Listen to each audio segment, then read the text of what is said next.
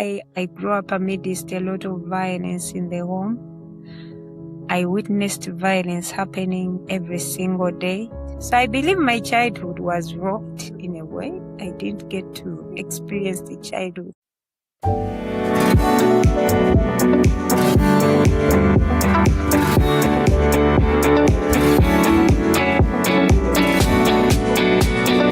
Hello and welcome to a brand new episode of Aligned Voices, and we have a very wonderful guest with us today, all the way from Uganda, and her name is Hadijah.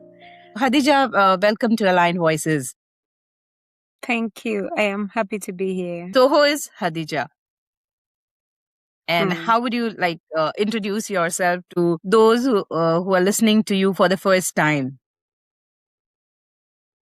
Hadijah is a mother. She's an advocate of child rights. I love children. I love young people. I am a journalist. I am a communications person by training. And that's who I am. I like to impact lives. I feel I have the capacity, however little it is, I have the ability to do something to make someone happy or someone live a different life from what I lived, from wherever they are. So yes, I love to impact lives. Yeah, that is Hadijah. Simple. Before High Sound for Children, who was Hadijah as a child? Hadijah was a young girl from a semi-urban place in the city, in the slummy areas of Kawempe in Kampala, but back then it was too much of slum. My mother was a single mother. By then, she had actually, I don't know how they call that, she had run away from my father's house and she had rented a room in Kawempe in some slum. I am a daughter of a lady who is a vendor. My late father was also a truck driver. So that is the two people that gave birth to me. And by the time I could understand, I was living in a one-roomed house in Kawempe, and I used to go to Kawempe Muslim school that was across. So I would wake up in the morning, be taken to school, and then I would return in the afternoon. I think I was about 7, 8, 9 years around there. That is when my mother went back to live with my father. And by then my father had constructed a permanent house where we went to live. It's also in Kawempe. And then I started living with both my parents. But my father used to leave home for like 2-3 months. And it would be away. So we were basically raised for the first years, I was raised by my mother, who was a vendor. She would go to work in the morning. We also go to school. We return in the evening. And she also returns in the night. So life went on like that until I think I was in primary 6. When my father and my mother split. Yeah, there was a lot of violence. I grew up amidst a lot of violence in the home. I witnessed violence happening every single day. And at some point in time, my father was a polygamous man. So he had gotten another wife. I think a second wife, but there were so many women around. But this time around, he brought her home to live in the same home with my mom. And my mom would not stomach that. I remember that day when we all waited for my mom to return to tell her, Mommy, Dad has brought home another woman. And that was the end. That was the last time I saw my parents together. So my mom immediately the next day she packed her bags and left, and she never returned. But I was so close to my father, very close to my father for those years that I lived with him. So I chose to stay with my father. My sisters went with my mother. Meanwhile, my mother had only girls. She had only girls, and that used to be an excuse for my late father to look for other women. And so, but for me at that point in time, I chose to stay with my father. And that is when I started to live a life with my stepmother.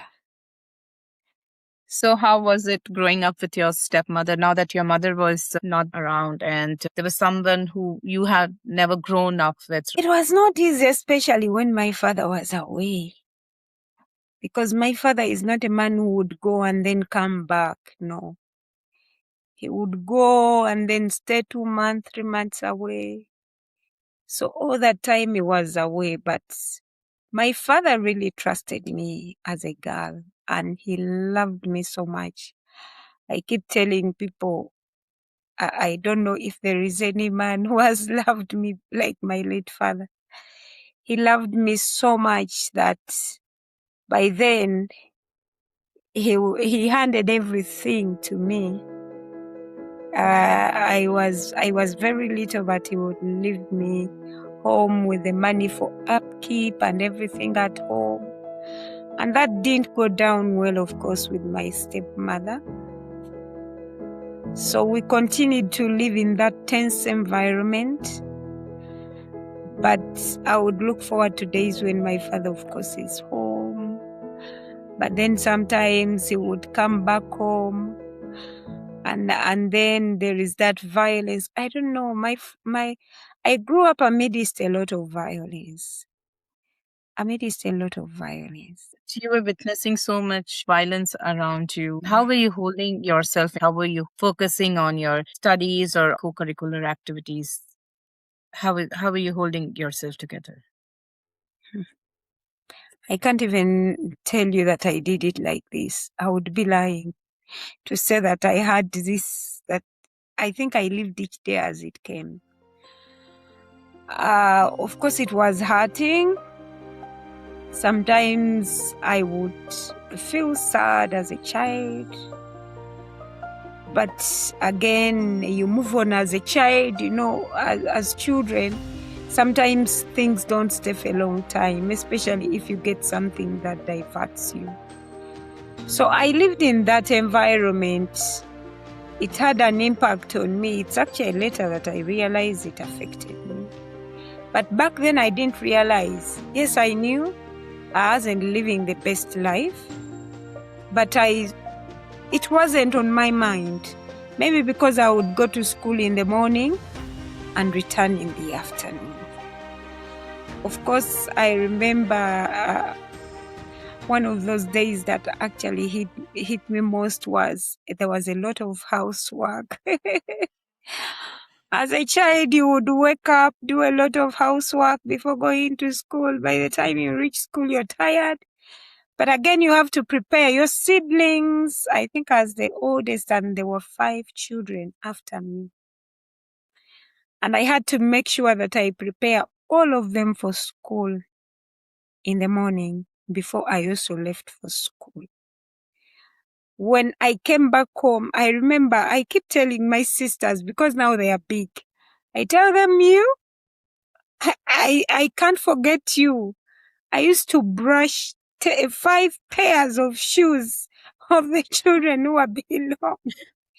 I would clean those shoes. I would wash their uniforms in the evening. I would come back to washing utensils. It was tough as for a child, but somehow I hung in, I think by the grace of God. I hung in, I continued. All my sisters left home, but I didn't. At some point in time, my sisters came back home because the condition for my father to give you school fees was that you had to stay where he is. So at some point in time, they lost and left. And for me, I stayed. I actually stayed. I remember one of those days. There was a time when you would come back home, you do all that work and there isn't even food. And you come back, you're tired as a child, you've been to school in the morning, you did work, you've gone to school, then you come back, there is no food, but you have to do work. So there was that, a lot of work, but I am happy. I can't say I did it like this. I think the grace of God was on me, that somehow I handled, because all my sisters failed. They failed. I stayed. I managed to put up with my stepmother until senior six. Senior six here in Uganda is the last class before you go to university. So after my senior six, my father told me, no, I remember a scenario that I'll never forget in senior four. In Uganda, we do examinations at senior four and senior six. That's O level and A level. And I remember when I was going to do my examinations at O level, my father, I don't know what came over him. He became so violent. He beat me up. He chased me out of home. Told me I was not listening to my stepmother. And I think it's the first time that my father turned against me. And I felt so betrayed because he's one person that I held on to. So he beat me badly. He threw out all my things. He set fire on all my books, my clothes, my everything. And I ran away. So by the time I came back, I didn't have anything. I didn't even have a book to read. And this was the last time when we are sitting final examinations. But I really thank God that because of the trust that my father had actually placed in me, he had made me a signatory. I would go and withdraw money. I knew that. But also, secondly, we had tenants at home and they would pay me money since he was away. So I would always receive the money. So I used that money to pay for my self-examinations. When he had refused to pay, thank God the tenants were not given a notice not to give me money. So when they gave me, I also radically took it and paid for my school needs. And I was able to sit for O level. I really thank God that I even passed. I don't even know how, because I didn't have a single book. But I managed to pass and even continued to senior six. And after senior six, my father told me, hey, you're very many. It is not only you who will study. You have to stop here. So he told me I had to stop and give my little sisters and siblings space so they can also be supported. My father was a polygamous man. We grew up in a home that had different children from different homes, from different moms. So we were many put in one place, but from different parents. So at that point in time, my late father said that I could not continue with school because it was overwhelming for him to support me at university level. And that is about the time now I remembered I had a mom. So that is the time I left and joined my mom. So me and my mom were not that close. We got close when I was big. We were not close because one, like I tell people, I grew up in a family where I was the darkest.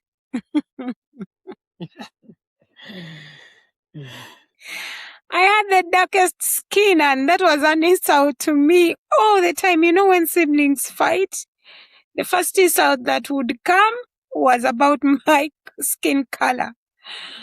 And it didn't go down well with me because even my mother didn't defend me. So all the time she would say, but are you really my daughter with that color? That's why you do this. So even on times where my father would have many women and I knew them because my father, somehow whenever he got a woman, he would move with me and take me there. So I knew all his concubines, and my mother used to ask me, so where does this person stay? And I used not to share. That would annoy her, and she would say, but are you really my daughter? Are you this? You keep hiding stuff from me. So that created actually enmity between me and my mom, and that's why we didn't get along. Even when my father brought home a woman, I chose to stay with my father because I felt I was safer in the hands of my father than my mother.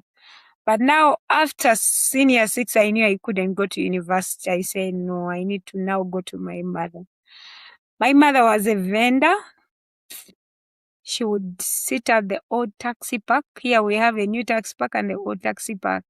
So she used to sell bread at the old taxi park, in the taxi park. So I went to her and told her, do you know what? I think we have to work together because I can't stop here. I have to go to university. My dream was to be a lawyer. I really wanted to do law. So I told my mother I have to continue with school. And at university, I had actually gotten a place at Makerere University. And I told her I am not losing this.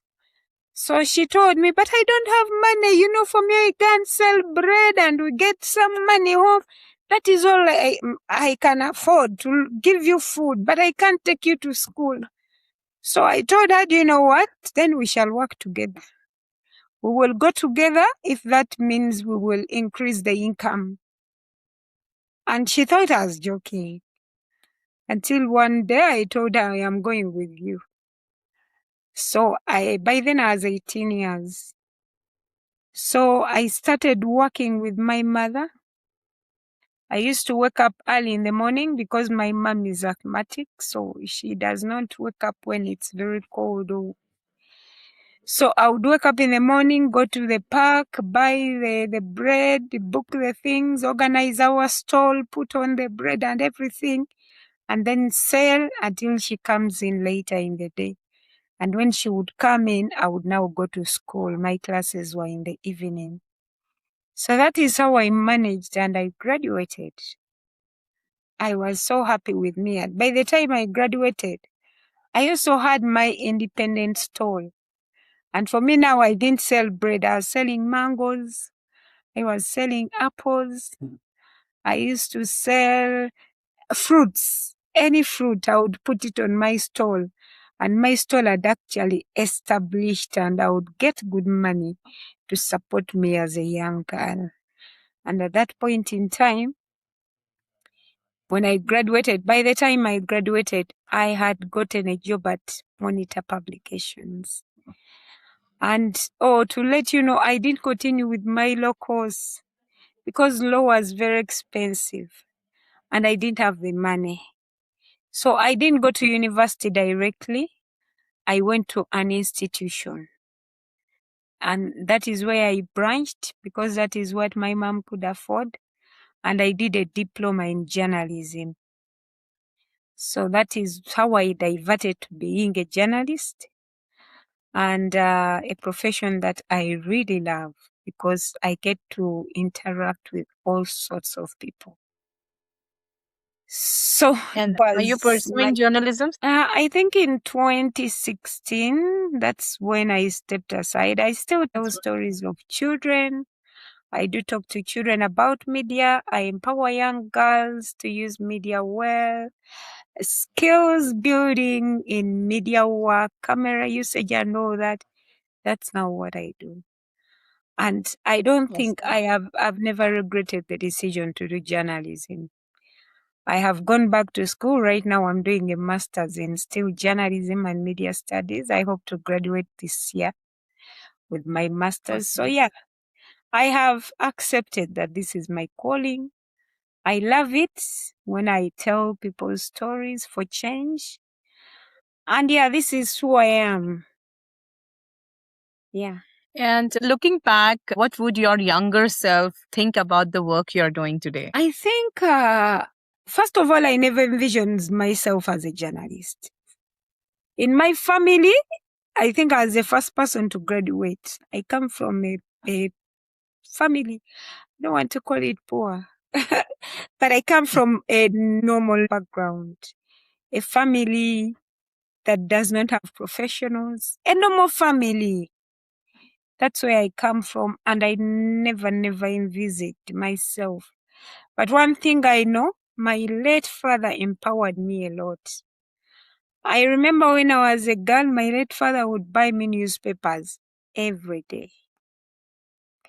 He would buy me newspapers and tell me to read. My father was not educated. Like I told you, he was a truck driver. But so I used to write for him things. Applications, I was the one writing for him applications. I think from P6 primary level, I was writing for him applications. If he wanted a job, he would call me, sit with me and tell me, I want to apply for this. Please write for me. So I used to write for him applications. When he's going to sign on things, I used to read for him.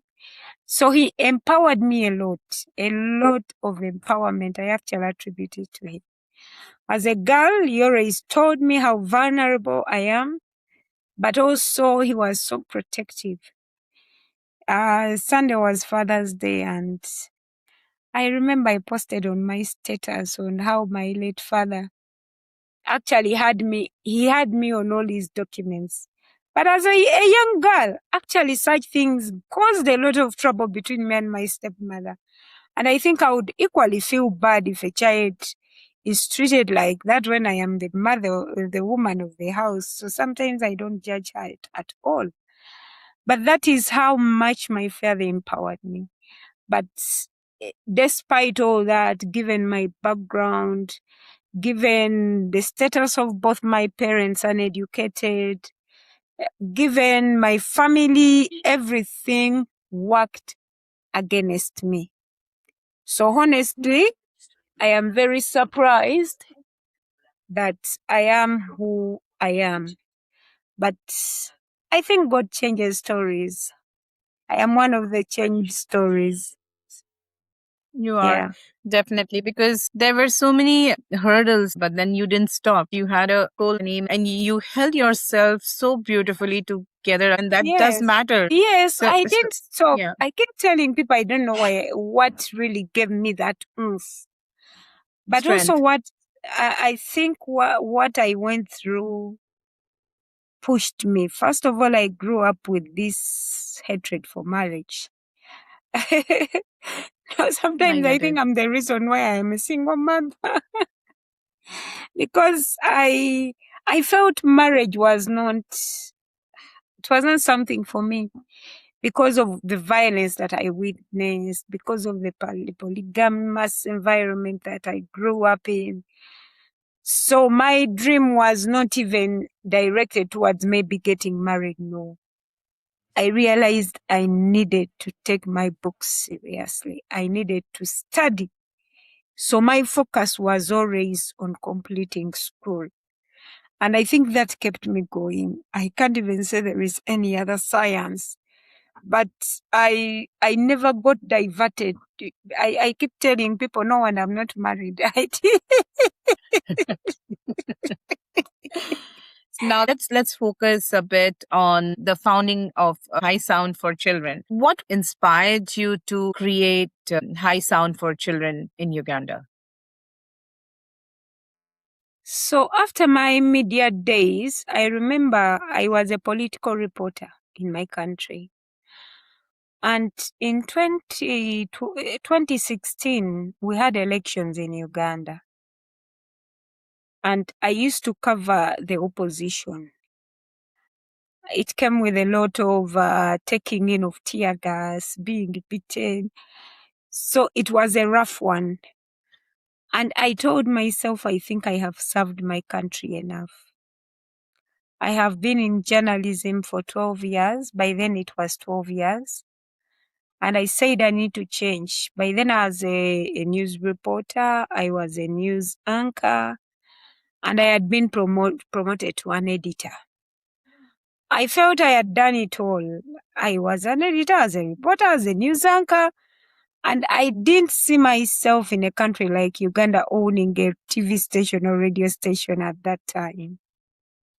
So I kept, that is when in 2016, that is when it started crossing my mind that I need to think about my next step. And I remember I told myself that after the elections in 2016, I must change the atmosphere.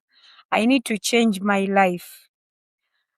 And after 2016, there was a TV starting by Uganda where I was hired to prepare their news because they had a news bulletin that they were introducing and they wanted me to be behind it as an editor.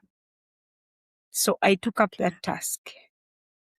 And I started working for Uganda Kingdom, where I helped it set up for 1 year. And I felt I had done enough media work. But deep down, I didn't envisage myself into children work. I always wanted to do something around women and girls, because I felt they are vulnerable and all that. So that was my area of concentration. But one time I chose to sit in a place. I sit down, I was praying, but also thinking about my life, putting things together. And I settled for children. I said, I think I have a huge piece of work to do for children, because many childhoods get diverted and children don't become who they should become. I said I will continue to do media work, but for children. And back then I didn't have a job, I didn't have an income. Being a single mother, everyone looked at me as a mad woman. Because people felt, so how are you going to live? You have to look after the children. By then, I had my daughter and my son, but they were little. But I said, no, I need to make a decision. I was so determined. So I went, I didn't have a lot of money. Media in Uganda is not very profiting. I think it is something you do to give back to the community, but there isn't a lot of money in the media in Uganda. So I just decided to go into children. And I remember when I told, the first person I spoke to was a colleague I used to work with at KFM, where I used to work. So I spoke to him and he told me, yeah, even Jesus said, let the little children come to me. I will fully support you. So just like that, he gave me the energy to keep pushing. And before I noticed, I was connected to someone who worked in the judiciary. We sat together and he told me, okay, what do you want? I told him everything that I wanted.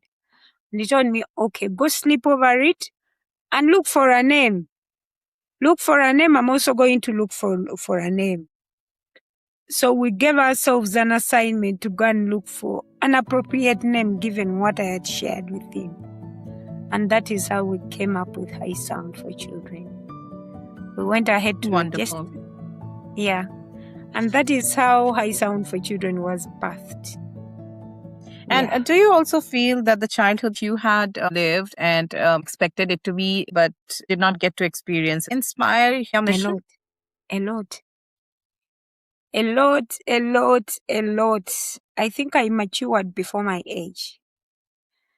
I didn't get enough guidance. I didn't get enough support as a child. That is why I keep saying that I think it was God. Because I can't say I got a lot of guidance. No. My late father, like I told you, was a traveler all the time on the road. He used to drive trucks to Sudan. That is where he used to spend most of his time. And most of the time I spent it home, and at school and at home with my stepmother. So growing up, when you have 5 siblings, almost same age, from different women, they are in the same stage and you're looking after them. That grew me really quick. So I believe my childhood was rocked in a way. I didn't get to experience the childhood that I did. I didn't get Okay. to explore, or even the best gotten out of me. So sometimes I feel, yes, it actually drives me. That's why when I'm talking about things to do with children, violence against children, I am passionate. I have been there, and I feel no child should go through what I went through. No child should witness violence in a home. It affects them. The violence I grew up seeing affected me. It made me have a different perception of what life is. It gave me a wrong picture of the composition of a family. And it is now that I realize, and whenever I come across such children, I make sure I support. I wish I could support as much as I want to support. If kids are exposed to such ecosystem, they frame things that they shouldn't, right? About the composition of the family or relationship between a husband and a wife, the relationship between parents and kids. So there are different aspects that are impacted because that influences their life going forward. So every child deserves the best ecosystem to be nurtured. They are the future generation, right? They are the future. They have to be provided with all the opportunities To be loved. as best as possible. And to be loved. I keep telling And to be loved, yes. love Absolutely. is key for children. For children, it is something that I have prayed to God to give me love, because I had such a tough heart, and I didn't even realize I was rough. I didn't, because that is the life that I grew up in. So I thought it was normal. Sometimes a loner. Sometimes it's hard for me to make friends. So these are things that we live with. Even up to now, I struggle. But because of what I went through during childhood, I keep telling people, support children at that stage, because it determines who they become. It has a huge impact on who they are. For me, I did actually realize getting married was good until about 4-5 years ago. That is when I believed in marriage. It is too late for me. I am 45. So, but why? Because of what I went through, because of the picture that I got about marriage, issues of love. For me, God, I get it. I hear you. I hear you. Absolutely. I pray. My prayer is that it is a sad one. I pray that people are able to support children when they need them. Yeah. So, talking about your venture, your dream project, why did you choose media and communication as tools for child empowerment over traditional interventions? Yeah, because media is an area that I understood so well. I felt I was not starting from zero. Media is a platform that so many people listen to, watch. Like, media is a part of now us. Every single day, everyone wakes up to listen to radio to know what is happening, or to watch TV, or even check your phone. Whoever checks their phone, you know that they are looking for the latest. And for me, I told myself that this is, first of all, media is an area that I am experienced in, and children is a passion. So if I join two things, it will be great. I knew that by telling stories of children, I would have spoken out for so many children, for bringing forth issues that have been ignored, issues that people don't even pay attention to. I remember about 3-4 years ago, 4 years ago, after COVID, years there, after that, people could not attach a lot of value to media and children because they felt it was so far from their children our media. For us, for example, when we were growing up in my family, we used not to watch TV as children. You only watch TV when you have showered. And we hated showering. Sure. So we hated showering. So we would watch TV in the evening when we are tired of playing. And then we are able to shower. Then before you know it, you're seated on TV and dozing and you sleep. So that was our life. But today, children even own phones. Children want to know what's happening. Children are connected already. So I saw it as a virgin area that I could explore and go deep into. It's not an area in Uganda. It is still very, very virgin. People, even their awareness is just coming. Before, 4 years ago, you would talk and people don't relate. They would only relate when you're telling stories of a child has been defiled, a child maybe is lost. Those are the stories they would relate to when it comes to media. Today, it's a different story. It's a different story because our children are using gadgets. We need to train them on proper usage.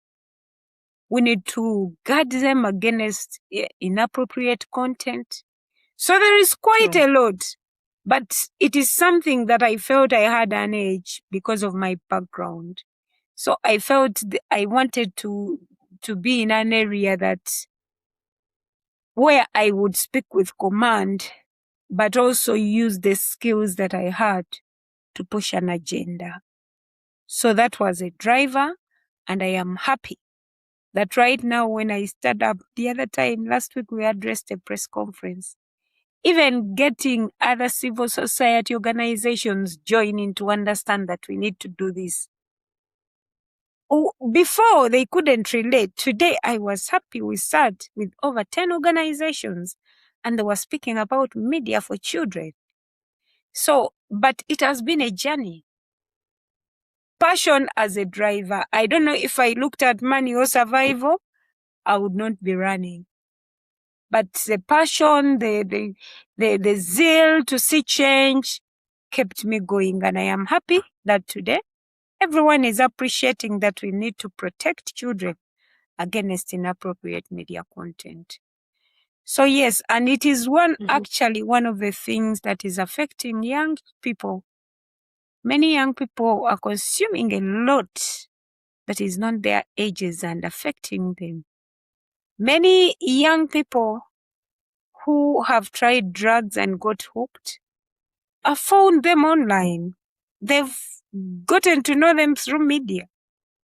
They keep connecting to the groups that they do connect to through media. So this is the time that we need to support our children. Not even, I keep telling adults that it's not a time to condemn, but rather support. So it is a time I am happy that what I saw as my passion, pushing a dream, is now becoming national and global.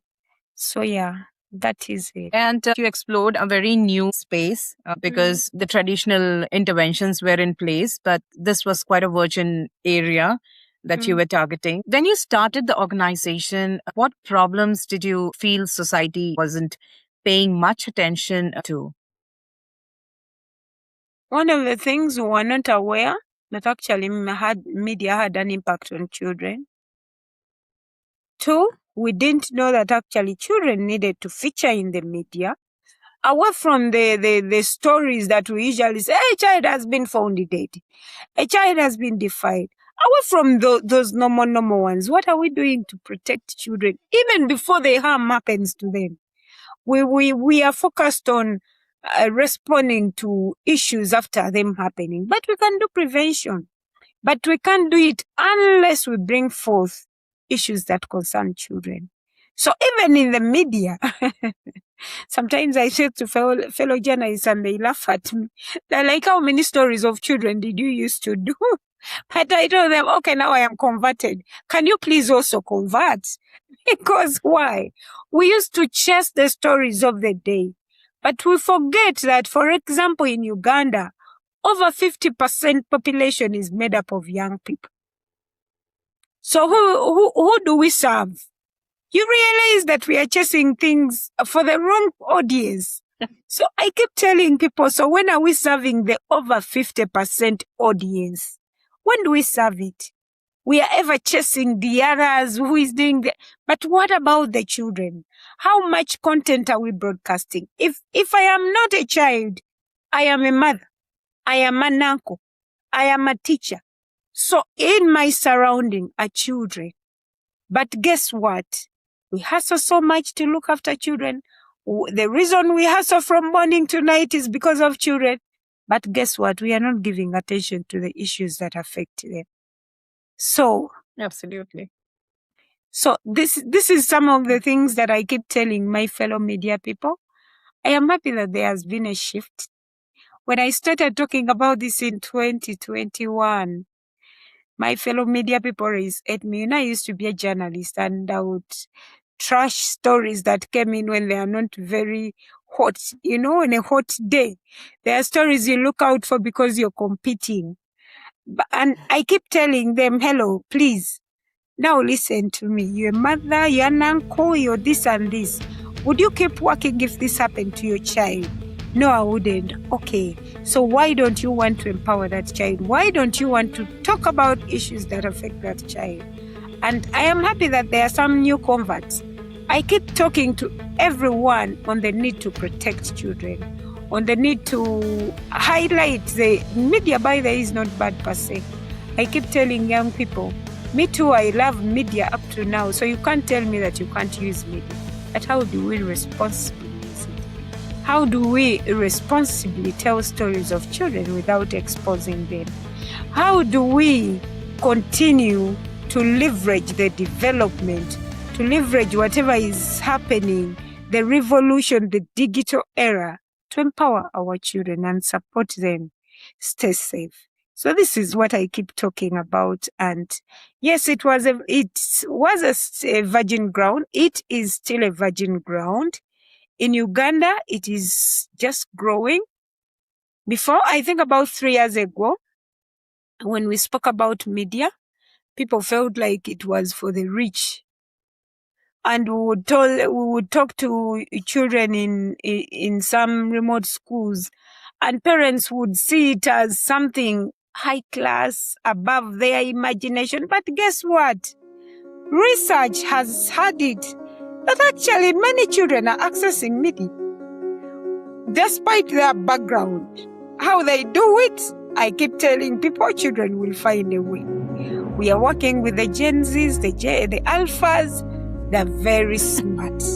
Whether you want or not, whether you block them or not, they will get there. So how do you support them? This is what we are talking about. To stay connected, visit our website and follow Healthy Aligned Living on Instagram, Facebook, and YouTube for more conversations, insights, and updates. If you would like to reach out, you can contact us by phone at 1-866-213-0518 or email us at info@healthyalignedliving.com. And if this episode resonated with you, please share it with someone who might benefit from it as well.